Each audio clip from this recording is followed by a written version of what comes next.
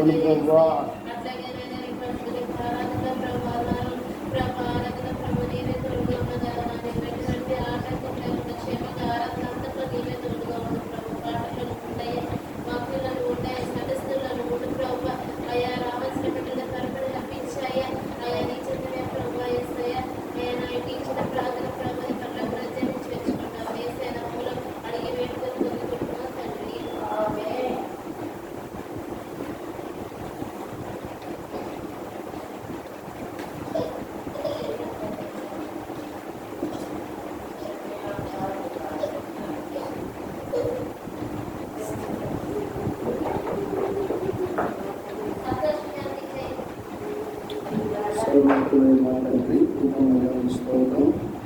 ఇంతవరకు నాయన మీకు కృపణ చూశాను సమయంలో దేవా నా తండ్రి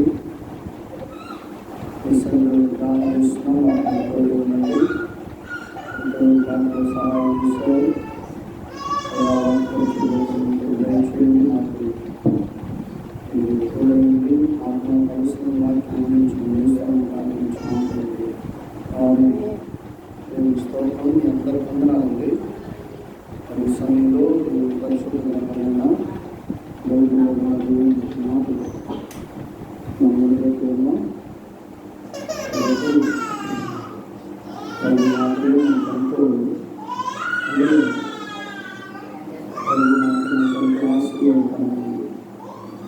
కాబట్టి ప్రభు మాటలు జాగ్రత్తగా ఉన్నాయి.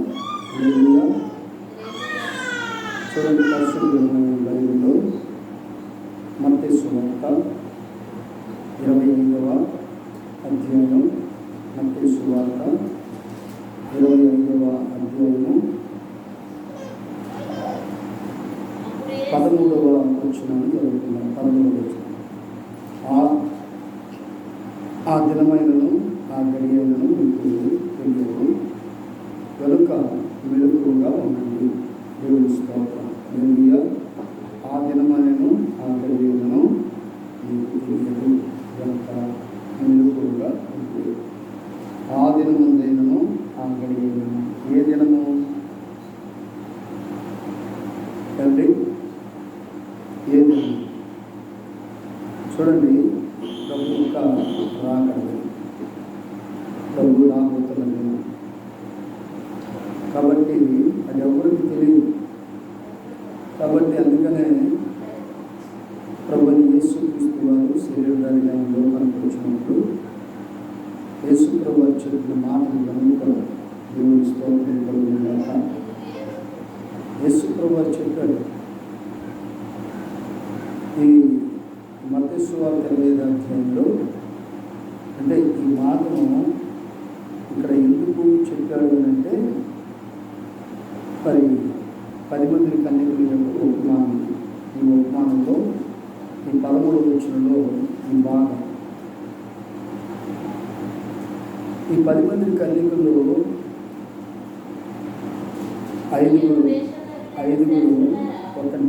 ఐదుగురు మరి పెళ్లి కుమారుడు వచ్చినప్పుడు సిద్ధంగా ఉన్నారు. మిగతా 5 మాత్రం సిద్ధంగా లేరు. కాబట్టి సిద్ధంగా ఉన్నవారు చక్కగా ఆ పెళ్లి కుమారుడు రాగానే పెళ్లి కుమారుడితో వెళ్ళిపోయారు. ఆ తర్వాత ఇదిగో విడవబడిన 5 వారు వచ్చి ఏమంటున్నారంటే, మనం 11వ వచనం చదువు.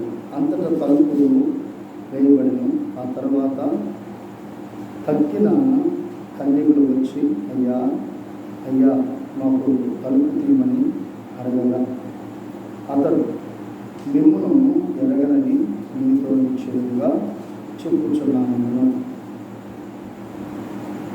5 ఎత్తపడ్డారు. 5 పెళ్లి కుమారుడితో వెళ్ళిపోయారు. కానీ మిగతా 5 మాత్రం వెళ్ళడం. ఇదిగో వీళ్ళు కూడా ప్రార్థన చేసేవారే. కానీ వీళ్ళు ఎందుకు ఎత్తబడలేదంటే, ఈ పెళ్లి కుమారుడు వచ్చే సమయానికి ఏమండి, ఇదిగో వీళ్ళు ఆయన రావడం కొద్దిగా లేట్ అయింది. ఇదిగో వీళ్ళు ఏం చేస్తున్నారంటే, సరే కొంచెం కాసేపు పండుకుందాం, పొద్దుకుందాం. ఇదిగో ఇప్పుడు దాకా మనం వేచి చూసాము, ఇంతమంది ఆయన రాలేదు కాబట్టి కొంచెం పురుగుదాం, కొద్దిగా ఒత్తిగిలితే చాలు, ఒత్తిగిలితే చాలు, కొద్దిగా రిలీఫ్ అవుతాం అని ఇదిగో ఈ విధమైన ఆలోచన చెత్తవారు ఏమండి. మరి పెళ్లి కుమారుడు వచ్చే ఏమండి ఆ సమయాన్ని కనిపెట్టుకోక, కాబట్టి మొత్తం మీద వారు కాసేపు అలాగా ఏమండి పరున్నారు. అయితే కాసేపు అలా వారు ఒత్తిగిల్లారు, కన్ను మూశారు, నిద్రపోదాం అనుకున్నారు. ఈ లోపులోనే పెళ్లి కుమారుడు వచ్చాడు. 5 ఎత్తబడ్డారు, 5 విడవబడ్డారు. ఆ విడవబడిన 5 ఇప్పుడు వచ్చి తలుపు, అయ్యా మాకు తలుపుది అని అడుగుతూ ఉన్నారు. అప్పుడు అది ఆయన ఏమంటున్నాడంటే, మీరెవరో నాకు తెలియదు, మిమ్మల్ని నేను ఎరగను, మీరు వెళ్ళిపోండి అని అన్నాడు. ఆ తర్వాత యేసుప్రభు వారు చెబుతున్న మాట ఏంటంటే, ఇదిగో ఆ గడి అయినను ఆ దినమందైనను ఆ గడి అయినను మీకు తెలియదు కనుక మీరేం చేయాలి, మెలుగుగా ఉండాలంతే, సిద్ధపాటు. ఇవాళ చాలామంది మారుమనసు పొందిన వారు ఉన్నారు అండి, మారుమనసు పొందారు, చక్కగా బాప్తిసాలు తీసుకున్నారు, మరి ప్రభు బలాల్లో కూడా పొందుతూ ఉన్నారు. అయితే సిద్ధపాటు ఉందా నీకు? సిద్ధపాటు, అన్నిటికీ సిద్ధపాటు ఉంది నీకు. పనికి వెళ్ళడానికి సిద్ధపడుతున్నావు ఏమండి, తర్వాత తినటానికి సిద్ధపడుతున్నావు, వండుకోవడానికి సిద్ధపడుతున్నావు, అవునా కదా? అన్నిటికీ సిద్ధపాటు ఉంది. బట్టలు కొనడానికి సిద్ధపడతాం, బంగారం కొనుక్కోవడానికి సిద్ధపడతాం, ఇల్లు కట్టుకోవడానికి సిద్ధపడతాం, స్థలాలు కొనడానికి సిద్ధపడతాం, అన్నింటికీ సిద్ధపాటు ఉంది ఏమండి. ఎవరైనా సరే ఏదైనా ఫంక్షన్ చెప్పారంటే దానికి కూడా సిద్ధపడతాం, ప్రతిదానికి సిద్ధపాటు ఉంది మీ దగ్గర. ప్రతి ఒక్కరు కూడా ప్రతిదానికి సిద్ధపడుతున్నారు. మరి అయితే దేవుని యొక్క రాజ్యమును స్వతంత్రించుకోవటానికి నీకు సిద్ధపాటు ఉందా? అదే ప్రియ, ఇదిగో నేను ఈ రోజున ప్రార్థనకి ఎంతమంది ఉన్నాం మనం, కాబట్టి ఎవరు రాకపోయినా నేను ఒక్కదాన్ని వచ్చాను కదా, ఇది సిద్ధపాటు కదా ఏమండి. ప్రియ సహోదరులారా, ఇది సిద్ధపాటే. అయితే కూడి వచ్చిన నీవు ఎలా ఉండాలి అని అంటే, శ్రద్ధ కలిగి యేసుక్రీస్తు ప్రభు వారు ఈ సమయంలో వస్తే నేను ఎత్తబడాలి, ఎత్తబడటానికి కావలసిన సిద్ధపాటు, ఎప్పటికప్పుడు కూడా పరిశుద్ధమైన జీవితం అండి. ఎప్పటికప్పుడు కూడా మన నోటి మాటల ద్వారా, మన కంటి చూపు ద్వారా, తర్వాత మన ప్రవర్తనలో దేవునికి వ్యతిరేకమైన ఆలోచన విధానాలు ఏమి కూడా ఉండకూడదు. కాబట్టి ఎప్పటికప్పుడు పరిశుద్ధంగా, పవిత్రంగా ఆయన వస్తే ఆయనతో కూడా ఎత్తబడడానికి కావలసిన తగిన యోగ్యత ఇది నీకు అవసరం. మరి కొందరు చూసినట్లయితే ప్రియ సహోదరులారా ఏమండి, అసలు మరి రక్షణ పొందారు, బాప్తిసాలు తీసుకున్నారు, రక్షణ పొంది బాప్తిసం తీసుకున్నారు, ఆదివారం వచ్చిందంటే ప్రభు బలాలు పాల్గొంటారు. కానీ వీళ్ళకి క్రమాలకు రావాలన్న సిద్ధపాటు ఉండదు, క్రమాలకు రావాలన్న సిద్ధపాటు ఉండదు. కాబట్టి ఏదో మరి మనకి వెళ్ళాలి అని మనసులోకి వస్తే అప్పుడు మనం వస్తూ ఉంటాం. కానీ ఇదిగో మరి ఇలాంటి పరిస్థితుల్లో ఉన్న నీవు నిజంగా ప్రభు వస్తే ప్రభు రాజ్యాన్ని నువ్వు స్వతంత్రించుకుంటావా? దేవుని రాజ్యం ఖచ్చితంగా వస్తుందిగా. ఆయన రాజ్యం రాకుండా లేదుగా, వస్తుందిగా. కానీ ఎప్పుడు వస్తుందో తెలియదు, ఆ గడి ఎప్పుడో తెలియదు ఏమండి, ఆ సమయం ఎప్పుడో తెలియదు. కాబట్టి ఆయన ఎప్పుడు వస్తాడో ఎవరికి తెలియదు. కాబట్టి సిద్ధపాటు అన్నమాట, సిద్ధపాటు. ఆయన ఎప్పుడున్నా రాని, లేకపోతే మనం ఎప్పుడన్నా సరే ఈ యాత్ర ముగించలేము. మనం ఎప్పటికప్పుడు సిద్ధపాటు కలిగి ఉంటే ఒకవేళ దేవుడు మనల్ని పిలుచుకున్నా మనం దేవుని రాజ్యంలో ఉంటాం.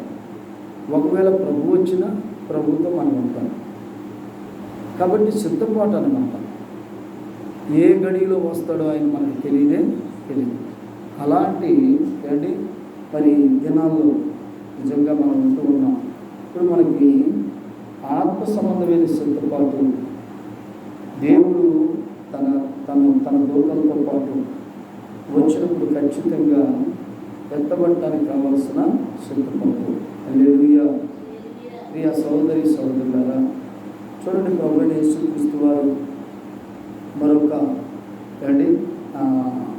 వాక్య భావంలో మరి ఇలాగనే ఒక విషయాన్ని తెలియజేస్తూ ఉన్నాడు. పరిశుద్ధ గ్రంథమైన బైబిల్లో మనం చూసినట్లయితే మరి 24వ అధ్యాయము 42, 43, 44 వచనాల్లో ఉన్న వాక్యాన్ని చదువుకుందాం. చదవండి. 24వ అధ్యాయం మత్తయి సువార్త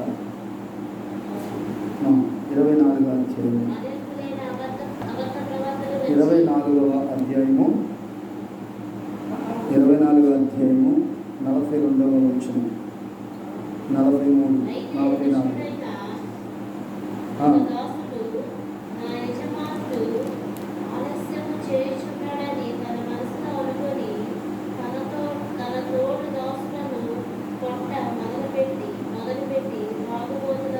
అమ్మ 42,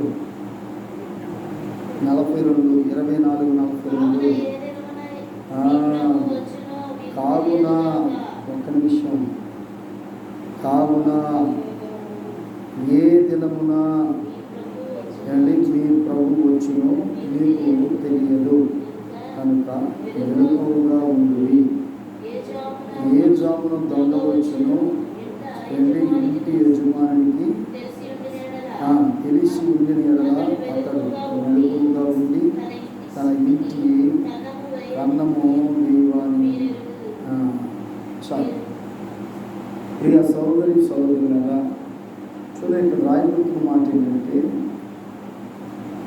ప్రభువైన యేసుక్రీస్తు వారు చెప్తున్న మాట, కావున ఏ దినమున మీ ప్రభు వచ్చునో మీకు తెలియదు కనుక మీరు ఎలా ఉండాలంటే మెలకువగా ఉండండి. మెలకువగా ఉండండి.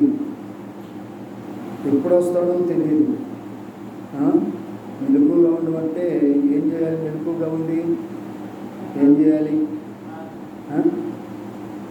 ప్రియ సహోదరి సహోదరులారా, ప్రభు మాట్లాడించిన వాళ్ళ మెలకువగా ఉండాలి. కాబట్టి ఏం చేయాలి? మెలకువగా ఉంది. చాలాసార్లు అండి చాలామంది మెలకువగా ఉంటారు, కానీ చేయవలసింది అవునా కదా, మెలుకుంటారు. కానీ ప్రియ సహోదరి సహోదరుల ప్రభువైన యేసుక్రీస్తు వారు చెప్తున్న ఈ మాట చాలా ప్రాముఖ్యమైన మెలుగు. కానీ యేసుక్రీస్తు ప్రభు వారు కూడాను ఆయన అప్పటికూడే రాత్రి కూడా తన మరి శిష్యులు కూడా చెప్పిన మాట అది, మీరు మెలుగుగా ఉండి ఏం చేయాలి? చూడండి, మనం పరిశుద్ధ గ్రంథమైన బైబిల్లో మనం చూసినట్లయితే మార్కు సువార్త 13వ అధ్యాయము 33, 35 వచనాల్లో ఉన్న దేవుని వాక్యాన్ని చదువుకున్నాం. మార్కు సువార్త 13వ అధ్యాయము 13. మార్కు సువార్త 13వ అధ్యాయము 33, 34, 35. ఏమంటున్నాడు ఇక్కడ? చూడండి, జాగ్రత్త పడుడి. ఏంటంట? దేవుని స్తోత్రం. 32 చదువుతాం. ఆ దినమును గూర్చి, ఆ గడియను గూర్చి తండ్రికి తప్ప ఏ మనుషుడైనను, దూతలకైనను, కుమారుడైనను ఎరుగుడు. జాగ్రత్త పడండి, మెలకువగా ఉండి. ఏం చేయాలంట? మెలకువగా ఉండి. ఒక్క నిమిషం ప్రార్థన. ఎప్పుడు మెలకువగా ఉండాలి? మనుషులకి ఒక ఆనవాయితీ భక్తి ఉంటుంది, ఆచారాల భక్తి. ఏమండి?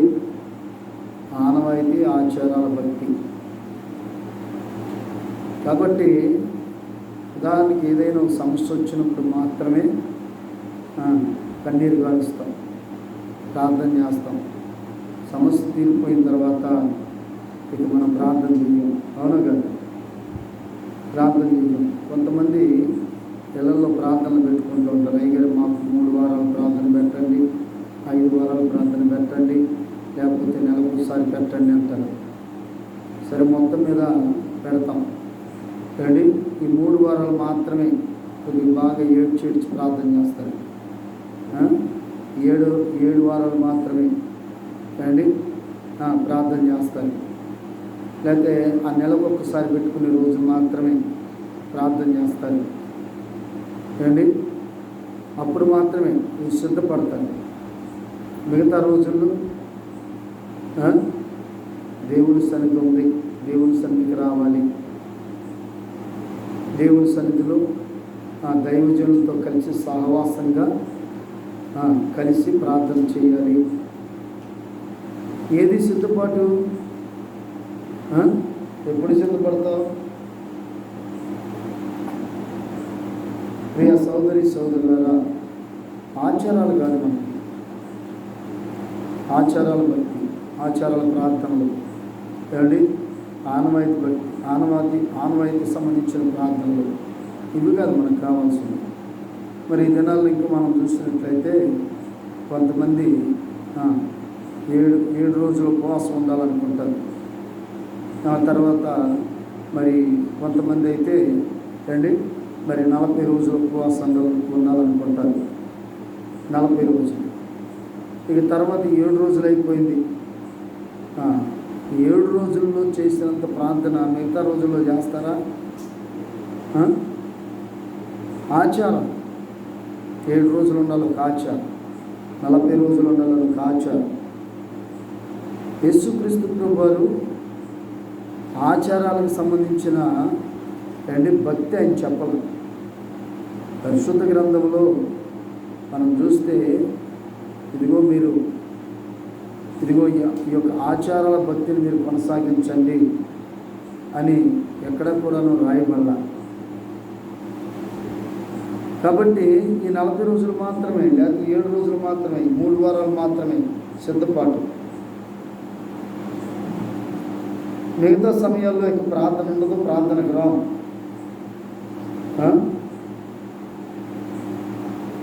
మిగతా సమయంలో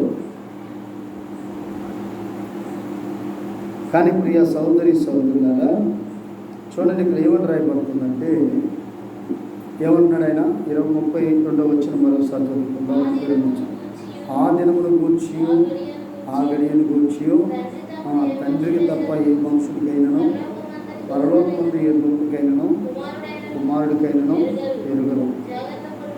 జాగ్రత్త పడండి, మెలకువగా ఉండి ప్రార్థన చేయండి. ఆ కాలం ఎప్పుడు వచ్చునో మీకు తెలియదు.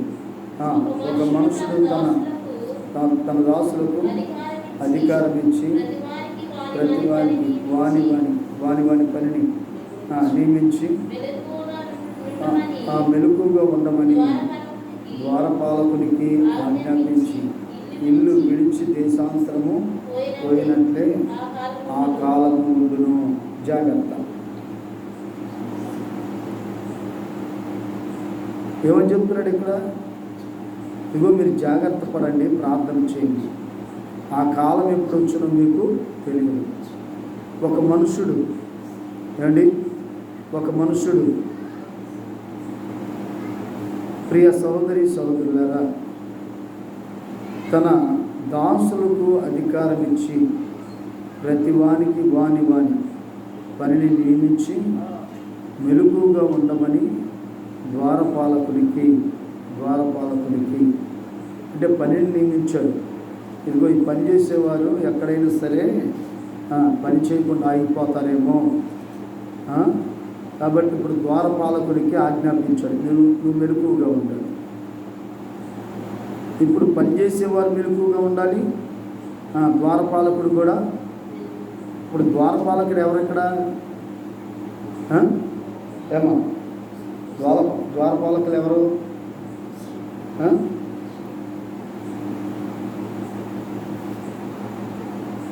పనిచేసేవారు ఉన్నాడు, ద్వారపాలకుడు ఉన్నాడు. ఏమండి, ఇద్దరికి. ఇప్పుడు పనిచేసేవాడు కూడాను మెలకుగా ఉండి పనిచేయాలి. ద్వారపాలకుడు వాళ్ళు పని చేస్తున్నారో లేదో మెలకుగా ఉండి చూడాలి. కాబట్టి ప్రియ సహోదరి సహోదరులారా, సంఘము ఏం చేయాలో సంఘానికి దేవుడు తెలియజేస్తున్నాడు. సంఘ కాపురు ఎలా ఉండాలో కూడా దేవుడు తెలియజేస్తూ ఉన్నాడు. హల్లెలూయా చెప్పండి. కాబట్టి ఇప్పుడు సంఘము మెలకుగా ఉండాలి, సంఘ కాపురు కూడా. ఏమండి, సంఘము సిద్ధపడాలి, సంఘ కాపురు కూడా సిద్ధపడాలి. ఆచారాల భక్తి కాదు మనం చేయాల్సి ఉంది, అలవాటు భక్తి కాదు. దేవుని యొక్క రాజ్యమును స్వతంత్రించుకోవడానికి ఆ ప్రభుని యేసుక్రీస్తు వారు వచ్చినప్పుడు ఆయనతో పాటు ఎత్తబడి కొరకు మనం ఇలాగా ఈ భక్తి చేయాలి. 7 రోజులు చేసు లేదా 3 వారాలు చేసు. కొంతమంది సంఘంలో ఉన్నవారి, ప్రభువుని నమ్ముకున్నవారి ఆ ఇళ్లలో ప్రార్థనలు పెట్టినప్పుడు పెడుతున్నారు కదా అని చెప్పేసి అని క్రమం తప్పకుండా ప్రార్థనకు వస్తారు. ఇక అయిపోయిన తర్వాత 3 వారాలు 7 వారాలు అయిపోయిన తర్వాత చూడండి ఇక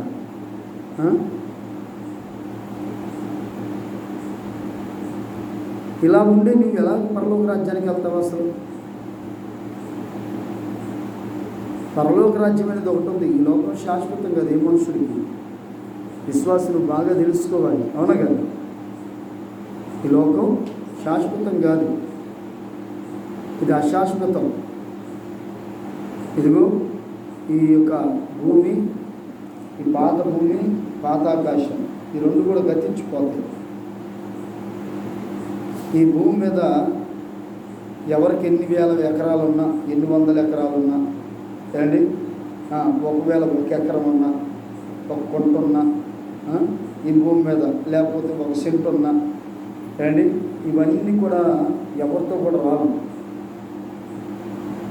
ఇవన్నీ కూడాను ఈ భూమి మీద నువ్వు ఏదైతే సంపాదించుకున్నావో, ఈ భూమి మీద ఏదైతే నీకు ఉందో ఇవన్నీ కూడాను ఖచ్చితంగా గతించిపోతాయి. అలానే భూమి మీద మనం కూడా గతించిపోతాం. అయితే శాశ్వతమైనది దేవుని రాజ్యం,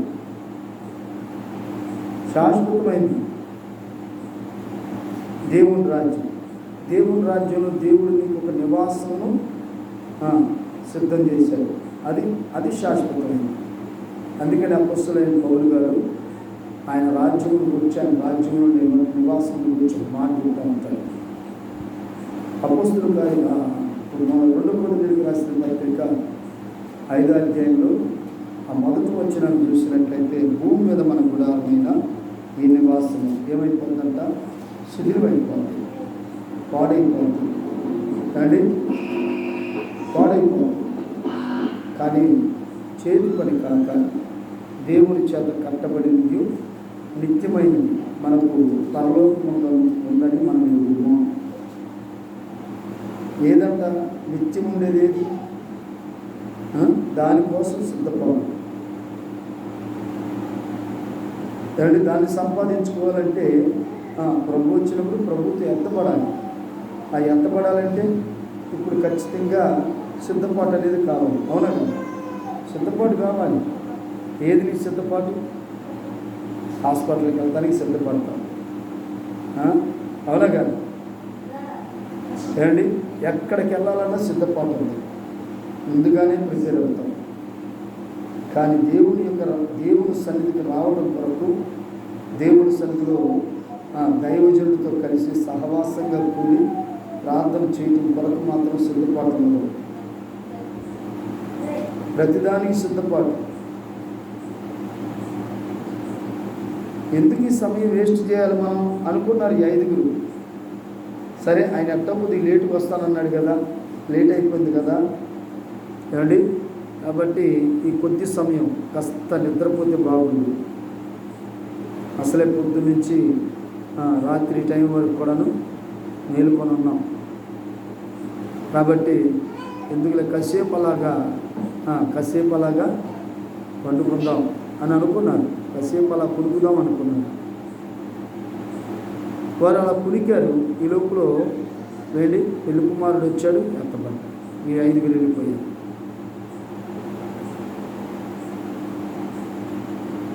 మిగతా వారి పరిస్థితి ఏంటి? ఇప్పుడు నీ పరిస్థితి ఏంటి?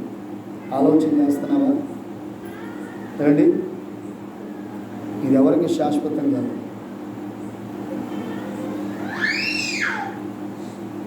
కాబట్టి ఇది అందరికి కూడా నా శాశ్వతమే, అవునా కాదా? ఆ శాశ్వతమైన ఈ లోకంలో దేవుని రాజ్యం కొరకు, ప్రభువైన యేసుక్రీస్తు వారి కొరకు నువ్వు సిద్ధపడినట్లయితే నువ్వు ధన్యుడివి, నీకు మేలు కలుగుతా ఉంటుంది. దేవునికి మహిమ కలుగును గాక. హల్లెలూయా. చూడండి, పరిశుద్ధ గ్రంథమైన బైబిల్లో మరొక మాటను మనం చూసుకొని ముగించుకుందాం. లూకాసు సువార్త 21వ అధ్యాయము 36వ వచనాన్ని చదువుకుందాం. లూకాసు సువార్త 21వ అధ్యాయము, లూకాసు సువార్త 21వ అధ్యాయము 36వ వచనం.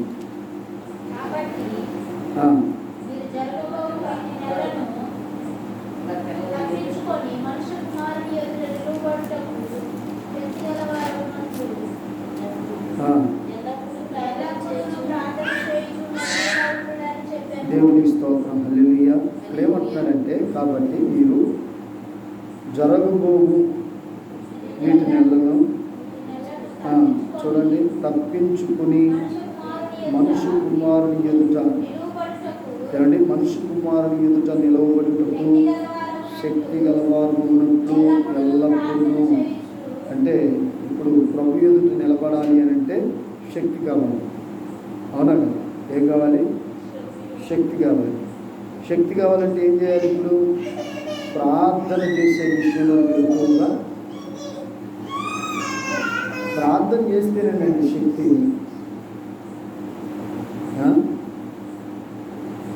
ప్రార్థన జీవితం చాలా ప్రాముఖ్యమైనది. అలాంటి ఈ ప్రార్థనని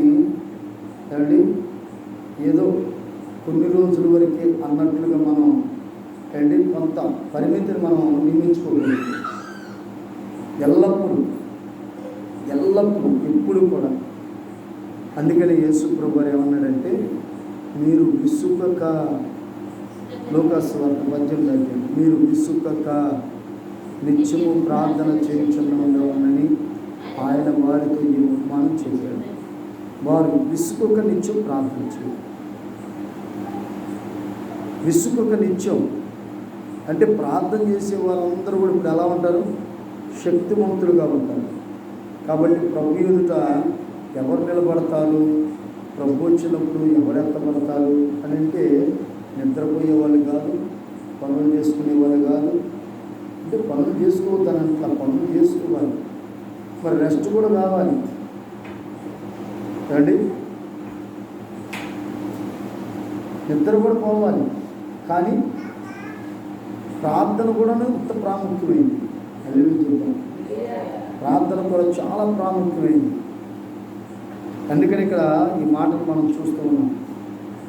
36వ వచనం మరొకసారి చదువుకున్నాం, లేదా 35 నుండి చదువుకున్నాం. 35 నుండి. ఆ దినమున భూమి అంతటను నివసించు వారందరి మీదకి అకస్మాత్తుగా వచ్చును. అకస్మాత్తుగా భూమి మీద ఉన్న వాళ్ళందరి మీదకి ఏంటి ఒక్కసారిగా అకస్మాత్తుగా వస్తుందంట. ఏంటి ఏమొస్తుంది చూడండి. ఆ దినమున భూమి మీద ఏంటి భూమి అంతటా కూడా నివసించే వారందరి మీదకి అకస్మాత్తుగా వచ్చింది. ఏమొస్తుంది అండి? ఆ దినమున మెలకుగా ఉండకుండా, ప్రార్థన చేయకుండా, ప్రభుత్వ సహవాసం సాంగత్యం లేకుండా ఏమండి ఏదో కుదిరితేనే వెళ్దాం ప్రార్థన, కుదిరితేనే.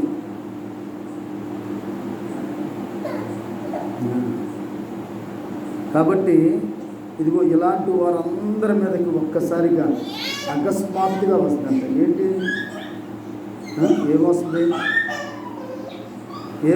అకస్మాత్తుగా ఏమొచ్చేస్తుంది? ఏమొస్తుంది అకస్మాత్తుగా? దేవుని ఉగ్రత దిగిందండి, ప్రళయం దిగింది. నోహు దినాల్లో ఉన్న ప్రజల మీదకి, అండి లోతు దినాల్లో ఉన్న ప్రజల మీదకి, అండి ఇలాగా మరి నిజంగా మాట వినని ఇజ్రాయేల్ మీదకి అండి ఇలాగా అకస్మాత్తుగా అండి ప్రియ సహోదరి సహోదరులారా, ప్రభు మాట్లాడించిన వాళ్ళ. అందుకని అండి అకస్మాత్తుగా రాబోతున్న దాన్ని మనం తప్పించుకోవాలి అని అంటే ఏం చేయాలంటే ఇప్పుడు కాబట్టి మీరు జరగబోవు ఏమిటి వీటి నెలలో తప్పించుకొని అంటే వాటిని రాబోతున్న ఉగ్రత నుండి తప్పించుకోవాలంటే అర్థమవుతుందా? రాబోతున్న ప్రళయం నుంచి తప్పించుకోవాలంటే రాబోతున్న అండి ఆ భయంకరమైన ప్రమాదం నుండి తప్పించుకోవాలంటే నువ్వేం చేయాలంట? ఏం చేయాలి? శక్తి గలవారు ఉన్నట్లు తప్పించుకోవాలంటే శక్తి కావాలి అండి.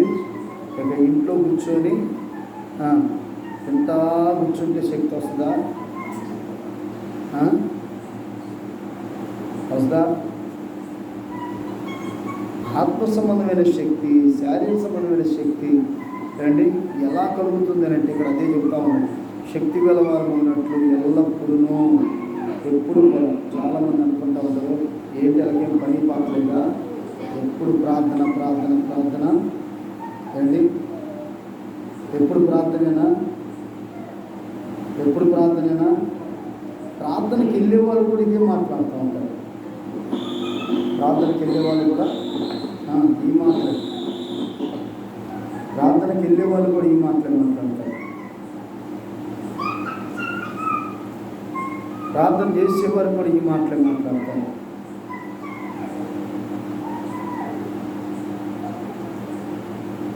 ఒక్కోసారి ప్రార్థన కొద్దిగా లేట్ అయితే సార్ కొంతమంది ఏం చేస్తారంటే పాపం దైవజనులు 10 మందిని తీసుకుంటూ ఉంటారు. పాపం సేవకులందరూ కూడా రావాలి, మా ఇంటికి రావాలి అని పిలుచుకుంటారు. సరే మొత్తం మీద రెండు వచ్చిన సేవకులందరూ కూడాను కాస్త వాక్యం చెప్పాలని ఉంటుంది రండి. మొత్తం మీద కొంతమంది అయితే వచ్చిన సేవకులకి సమయం ఇవ్వరు కానీ రండి. మరి అట్లా ఇవ్వనప్పుడు వారిని పిలిచి అవమానపరిచినట్లేగా. కాబట్టి రండి మరి కొందరైతే చక్కగా వచ్చిన సేవకులందరికీ కూడాను చక్కగా సమయం ఇస్తారు చక్కగా. కాబట్టి వారు 10 నిమిషాలు, పావు గంట, 20 నిమిషాలు మాట్లాడుతూ ఉంటారు. సరే ఎంతమంది సేవకులు వచ్చారు కాబట్టి కాస్త లేట్ అయింది. ఇక దానికే ఏమండి చాలా రకాల గుసగుసలు, సనుగుళ్ళు, తిరుగుబడతనంగా మాట్లాడతారు. ఇక ప్రార్థనకు వస్తే లేట్ అయింది, ఇష్టమైతే రాలే తెలియదు అంతే. ప్రార్థనకు వస్తే లేట్ అయిందండి, నువ్వు అనుకున్నట్టు అయ్యానికి అవ్వదు ప్రార్థన. దేవుడితో ఇది, దేవునితో సహవాసం. ఉదాహరణకి నువ్వు ఏదన్నా పని నిమిత్తం బయటికి వెళ్తావు, నువ్వు అనుకున్న టైంకి వస్తావా లేదా అనుకున్న టైంకి వెళ్తావా?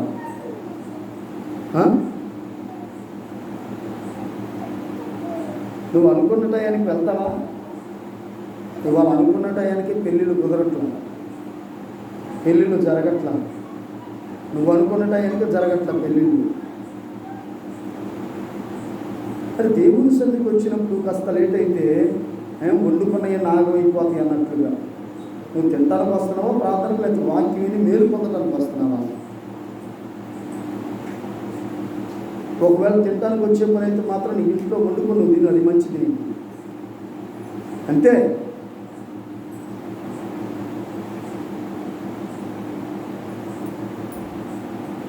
నేను దేవుడు అంటే, దేవునితో సహవాసం అంటే మనుషులకి ఎలా ఉందో తెలుసా రండి. అందుకని ఇలాంటి వారిని గురించి పరిశుద్ధ గ్రంథంలో ప్రభువైన రండి నా దేవుడు తెలియజేస్తున్న మాట ఏంటంటే, సిలువను కూర్చున్న వార్త అంట నశిస్తున్న వారికి వెరితనంగా ఉంటుంది. వెర్రిగా మాట్లాడతారు, వెర్రిగా ఏమండి, వెర్రిగా మాట్లాడుతూ ఉంటారు. కానీ రక్షింపబడుతున్న పాపికంట ఆ మాటలు, ఆ సహవాసం, ఆ ప్రార్థన ఏమై ఉంది? శక్తి అయి ఉంటుందంట. హల్లెలూయా. అదే ఇక్కడ చెప్తా ఉన్నాడు ఏమండి.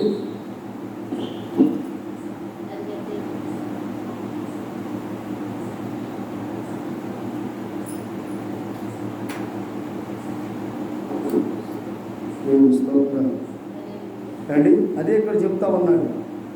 కాబట్టి వాక్యం స్పష్టంగా మనకు సెలవిస్తూ ఉంది. ప్రభు వస్తాడు, ఏ గడిలో వస్తాడు ఎవరికి తెలియదు, వచ్చేది మాత్రం తప్పకుండా వస్తాడు. కాబట్టి ఆయన వచ్చినప్పుడు మారు మనసు పొంది బాప్తిసం తీసుకున్నాను ఉన్నావు చూసావా నువ్వు. తర్వాత ఇంకా ఎవరైతే మారు మనసు పొందకుండా బాప్తిసం తీసుకోకుండా ఉన్నారో వాళ్ళు కూడా సిద్ధపాటు అన్నమాట. సిద్ధపాటు ఎప్పుడు సిద్ధపడాలి? ఈ 40 రోజుల, 7 వారాల, 3 వారాల, ఎల్లప్పుడూ అంట. అవునా కదా? ఎప్పుడు అదేగా ఇక్కడ చెప్తున్నాడు వాక్యం. ఈ మనం వినం, ఈ మనం అర్థం చేసుకోవాలి అండి. ఆ ప్రార్థనకు వచ్చిన కాడి నుంచి గడియార ఎంత చూస్తావు, లేకపోతే వాళ్ళ మొక్కలు ఏళ్ళ మొక్కలు ఎంత చూస్తూ ఉంటాం. టైం చూసేదాన్ని తర్వాత ఏంటి సొనుక్కునేదాన్ని, సొనుక్కునేవాడు అసలు ప్రార్థనకి. నువ్వు ఇంట్లో కూర్చున్నా పర్వాలా, అది నీకు మేలు. ఇక్కడికి వచ్చి ఎక్కడ ఒకవేళ స్తుతి ప్రార్థనలు పెట్టినా, ఆదరణ పురుగులు పెట్టినా, ఏ కూటం పెట్టినా సరే ఆ కూటానికి వచ్చి నువ్వు వణకమాట, సేవకుల మీద నిందలు మోపమాట, లేదా ప్రార్థన పెట్టుకున్న వాళ్ళ మీద నిందలు మోపమాట, అపనిందలు వేయమాట. అది నీకు మంచిది కాదు. అర్థమవుతుందా? ఏమని చెప్తున్నాడు ఇక్కడ ఏమండి? ప్రియ సహోదరి సహోదరులారా, 36వ వచనం చదువుతాం. కాబట్టి మీరు జరగబోవు వీటి నెలలను తప్పించుకొని మనిషి కుమారుని ఎదుట నిలవబడటకు శక్తి గలవారమైనట్లు ఎల్లప్పుడూ ఏం చేయాలంట? ఎప్పుడు కూడా ఏం చేద్దాం? ఎప్పుడు కూడా ఏం చేయాలంట? ప్రార్థన అంటే చెప్తే సార్ తప్పు. ఇన్ని రకాల వంక తింకర మాటలు మాట్లాడతారు,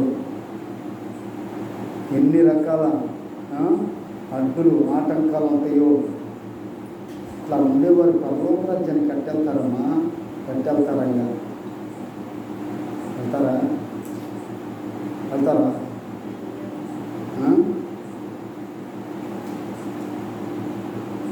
ఇది కాదు.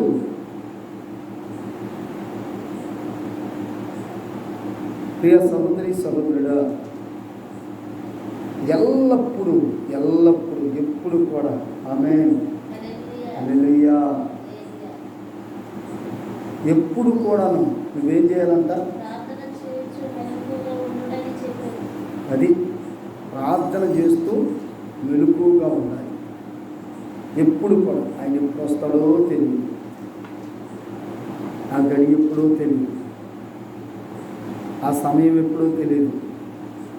ఆయన వచ్చాడంటే ఆయన రాకెలా ఉంటుందో తెలుసా?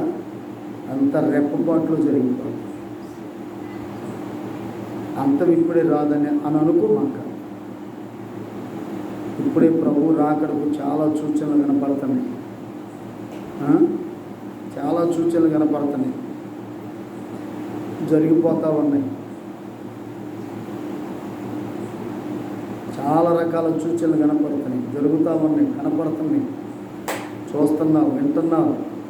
కానీ ఎప్పుడు ప్రార్థన చేయడానికి మాత్రం ఏమండి నువ్వు మాత్రం సిద్ధపడు. నశించుతున్న వారికి సిలువను కూర్చున్న వార్త విరితనంగా ఉంటుంది, కానీ రక్షింపబడుచున్న పాపికి అది దేవుని శక్తి అయింది. నువ్వు చక్కగా రక్షణ పొంది బాప్తీసం తీసుకొని దేవుని రాజ్యంలో ఉండాలనుకుంటే ఈ మాటలన్నీ నీకు ఎలా ఉంటాయి? శక్తిగా ఉంటాయి. నీకు శక్తినిచ్చే ప్రార్థన, నీకు శక్తినిచ్చే వాక్యం, నీకు శక్తినిచ్చే సహవాసం ఎల్లప్పుడూ ఎప్పుడు కూడా హల్లెలూయా, ఎప్పుడు కూడా ఈ విధమైన ప్రార్థనా జీవితాన్ని కలిగి ఉంటేనే. లేకపోతే నేను చర్చికి వచ్చి ఎన్ని పాటలు పాడినా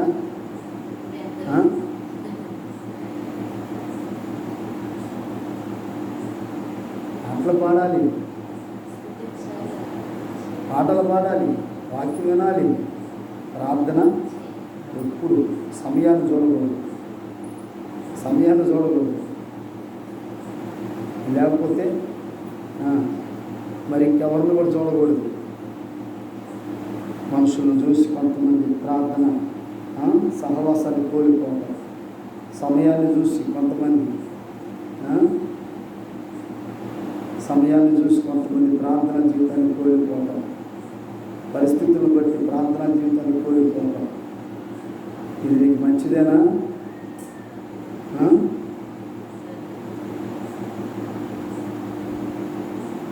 అందుకనే ప్రభు అన్నాడు, ఇదిగో ఒక దినం రాబోతుందయ్యా, ఆ దినమున మీ పరిస్థితులన్నీ ఎలాగుంటాయో తెలుసా? మీ పరిస్థితులన్నీ ఇదిగో శత్రువు అనేవాడు చుట్టూ గట్టేస్తాడు, అన్ని ప్రక్కలను నరిగడతాడు. అంతేకాదు నీలో ఉన్న నీ పిల్లలను కూడా ఏం చేస్తాడంట? నేల గడిపేస్తాడు. ఆ దినాలు రాబోతుంది. ఏం చేస్తావు? ఇప్పుడు ఏం చేయగలుగుతావు? కాబట్టి ఆ సమయం రాకముందే శక్తి కలిగిన దేవుని యొక్క సహవాసము, శక్తి కలిగిన దేవుని మాటలు నీకు శక్తినిచ్చి ప్రభువు ప్రార్థన చేసే ప్రార్థన జీవితం నీకు అవసరం. అవునగా ఏమవసరం? ఒకటి ప్రభు సహవాసం, వాక్యం, దేవుని మాటలు, తర్వాత ప్రభువు ప్రార్థన చేసే మనస్సు. మూడు అవసరం. ఈ మూడు నీకు చాలా అవసరం. కాబట్టి ఈ మూడింట్లో నువ్వు ఏదైనా ఒకదాన్ని ఇప్పుడు కాదులే అని అనుకున్నావా? అంతే. ప్రియ సోదరులారా, ప్రభు మాట్లాడించుకున్నాను, దేవుని యొక్క రాజ్యమును కోల్పోతాం, దేవుని రాజ్యాన్ని కోల్పోతాం. దేవుని రాజ్యాన్ని కోల్పోతే నిత్యనరకం కోల్పోతాం. అందుకని మనకి ఎల్లప్పుడూ కూడా అలాంటి శక్తినిచ్చే దేవుని యొక్క వాక్యాన్ని మనం సహవాసాన్ని, ప్రార్థనా జీవితాన్ని మనం కలిగి ఉన్నట్లయితే మనం ధన్యులు. ప్రభు వచ్చినప్పుడు ఈ విషయాల్లో మనం మెలకువగా ఉండాలి. మెలకువగా ప్రభుని సిద్ధపాటను, ఈ విధమైన సిద్ధపాటు కలిగి ఉంటే అది నిత్యరాజ్యం ఇప్పుడు వాడవాలి. అలాంటి రాజ్యాన్ని మనం సంపాదించుకోవాలంటే, ఆ రాజ్యంలో మనం ఉండాలంటే మనం మెలకువగా ఉండి ప్రభువు వేడుకోవాలని ప్రభు పేరిట నేను మనం చేస్తూ వాక్యాన్ని అందిస్తున్నాను. ప్రార్థన చేసుకున్నాం. అందరూ కళ్ళ నుంచి కళ్ళు చూసుకోండి.